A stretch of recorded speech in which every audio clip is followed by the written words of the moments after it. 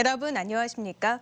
경북 동해안 지역은 오늘 대체로 맑았고 내일도 추운 날씨가 이어지겠습니다. 오늘 아침 최저 기온은 영하 4도에서 2도 분포를 보였고 낮 최고 기온은 7에서 8도에 머물렀습니다. 내일은 아침 최저 기온 영하 3도에서 0도, 낮 최고 기온은 4에서 5도로 더 춥겠습니다.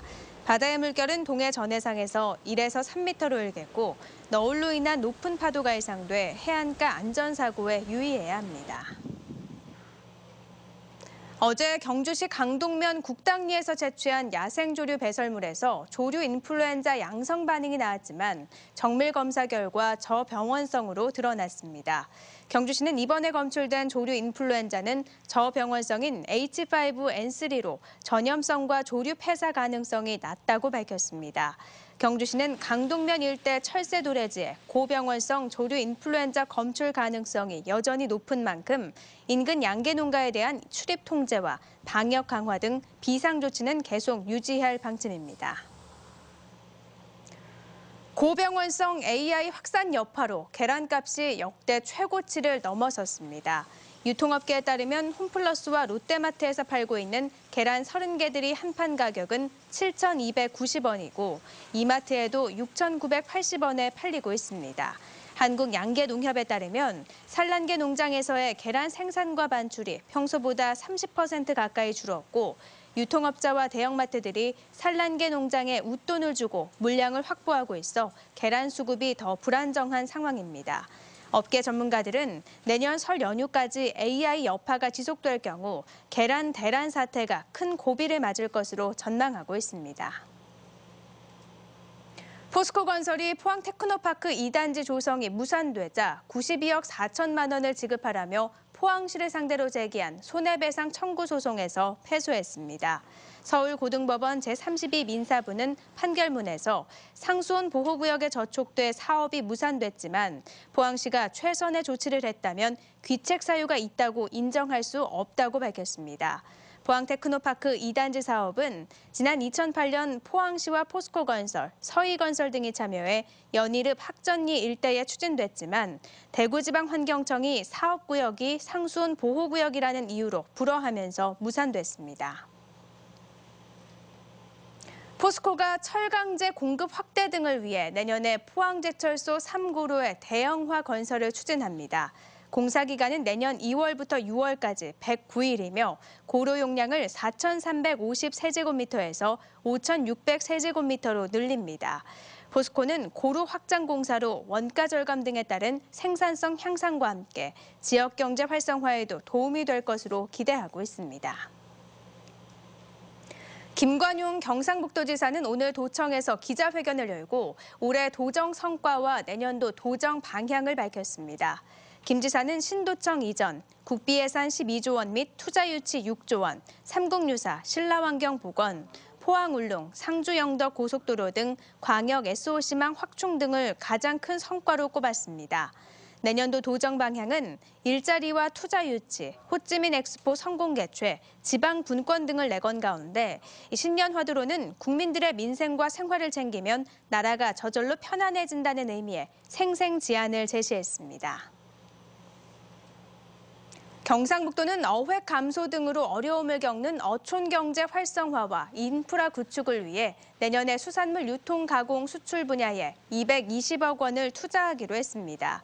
경상북도는 예비 창업자와 유망 기업을 발굴하고 2인 이하 가구 증가에 따른 소포장 즉석식품 개발과 제품 연구 개발도 추진하기로 했습니다. 특히 내년부터 3년간 100억 원을 투자해 후포항 인근에 해양수산복합센터를 건립하고 국비 170억 원이 투입된 붉은 대게 식품단지를 내년 3월쯤 울진 평해농공단지에 준공할 예정입니다. 문화체육관광부의 대한민국 테마여행 10선에 경주, 포항, 울산을 묶은 해돋이 역사기행과 안동, 영주, 문경, 대구를 코스로 묶은 선비문화 등 2개 권역이 선정됐습니다. 대한민국 테마여행 10선 사업은 3-4개 지방자치단체를 관광 권역으로 묶어 집중 발전시키는 5개년 프로젝트로 2017년부터 2021년까지 5년간 권역별로 80억 원이 투자될 예정입니다. 경상북도는 테마여행 10선 대상지에 터미널과 기차역을 중심으로 한 공공 디자인 사업, 스토리텔링, 상설 관광 프로그램을 연계할 계획입니다. 포항 가속기 연구소 산업기술융합센터 임준 박사 연구팀은 고해상도 X선 형광 분석 장치를 이용해 자동차 타이어용 고강도 정밀 천심을 개발하는 데 성공했다고 밝혔습니다. 고강도 정밀 와이어는 타이어의 핵심 소재 중 하나로 전 세계 사용량이 320만 톤, 시장 규모는 7조 원에 이릅니다. 연구팀은 이번 연구 개발을 통해 포항 지역 철강업체들이 세계 시장 점유율을 확대할 수 있을 것으로 기대하고 있습니다. 경주 지역 88개 자원봉사단체들은 경주시의회가 수건 사업인 경주시 자원봉사센터 건립안을 부결시킨 데 대해 오늘 경주시청 앞에서 규탄 성명을 내고 문화행정위원회 소속 의원들의 전원 사퇴를 요구했습니다. 이들은 이번 사업에는 국비 7억 원이 확보돼 있고 부지도 이미 확보돼 있다며 조속한 건립을 촉구했습니다. 이에 대해 경주시의회는 국비 외에도 23억 원의 시비가 필요하고 시급한 사안이 아니라는 입장입니다. 오늘 낮 1시쯤 포항시 구룡포항에 정박 중이던 40톤급 체납기 어선에서 불이 나 선체를 대부분 태우고 3시간 20분 만에 진화됐습니다. 불이 나자 소방차 10대와 해경 경비함정까지 동원돼 진화 작업에 펼쳤지만 불이 기관실 안 연료통에 옮겨 붙으면서 유독가스가 발생해 어려움을 겪었고 다행히 인명피해는 없었습니다. 해경은 기관실에서 불길이 치솟았다는 선원들의 진술을 토대로 정확한 화재 원인을 조사하고 있습니다. 경찰청은 최근 개통한 상주 영덕 고속도로의 일부 구간에서 터널 내 진로 변경을 시범 운영한다고 밝혔습니다.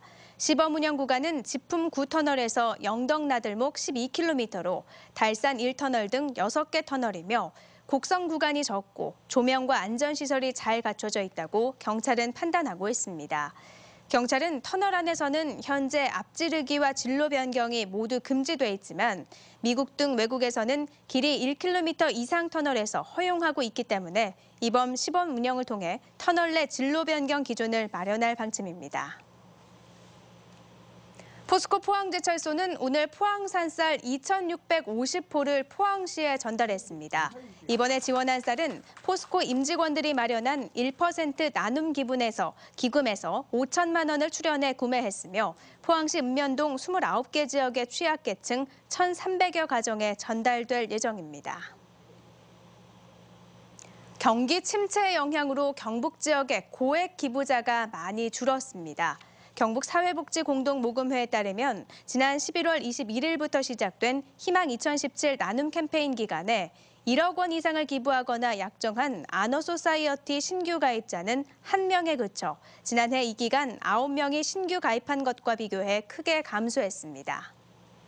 이상으로 포항 MBC 이브닝 뉴스를 마칩니다. 고맙습니다.